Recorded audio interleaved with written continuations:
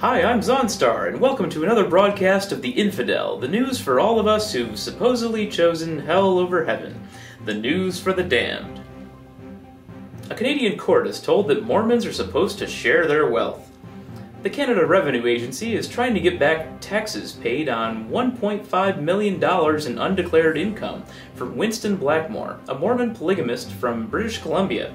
A Mormon scholar told the judge that fundamentalists who live in communes are supposed to share excess wealth with the less fortunate. He added that individuals can only keep enough money to meet their wants and needs. That might be why Mitt Romney and so many other Mormons do not live in such communes. Winston Blackmore is using this religious rule to claim that the back taxes should be paid equally among his entire communal group. However, Crown Attorney Lynn Birch does not see things in the same light.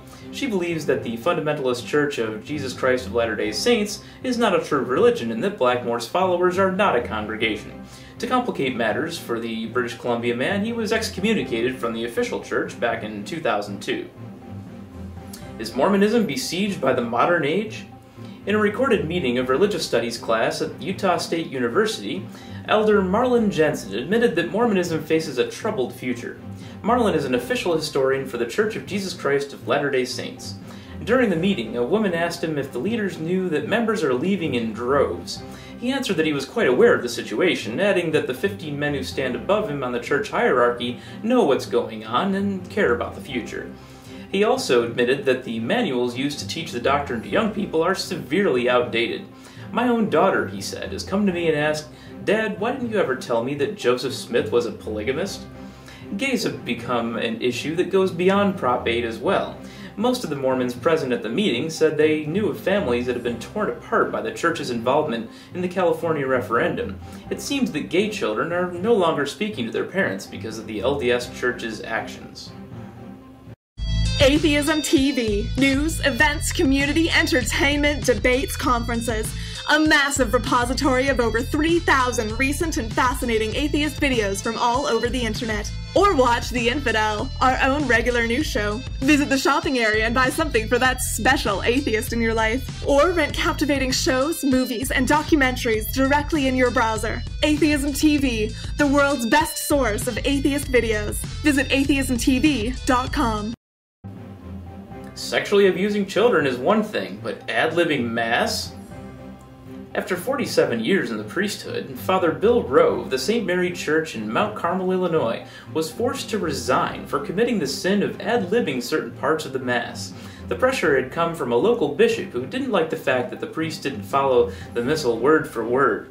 For example, at one point in Mass, he's supposed to say, "Lord our God, that we may honor you with all our mind and love everyone in truth of heart." Instead, Father Flynn said, "We thank you, God, for giving us Jesus, who helped us to be healed in mind and heart and proclaim his love to others." Monsignor Rick Hillgardner, director of the Department of Divine Worship of the United States Conference of Catholic Bishops, said the missal had been changed about 20 years ago to make the wording closer to the early Latin version. He explained that the architectural style of the buildings and the music vary from culture to culture, but the prayers and worship must be the same throughout Roman Catholic Christianity. An anti-Muslim general was absent from a planned National Day of Prayer ceremony.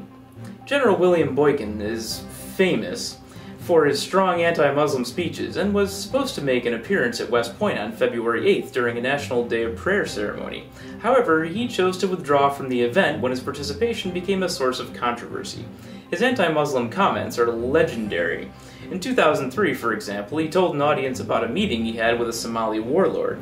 In his speech, General Boykin said, "I knew that my God was the real God and his was an idol." Although the West Point administration had invited the general and stood by its decision, a group of cadets and faculty members became angry and held a conference call with the head of the Military Religious Freedom Foundation, Michael Weinstein. They felt Boykin's presence would go against the Army's attempts to show that its soldiers are not Christian crusaders who hate Muslims. I'm Zonstar, and that's all the news for today. Come back Monday for more news for the damned.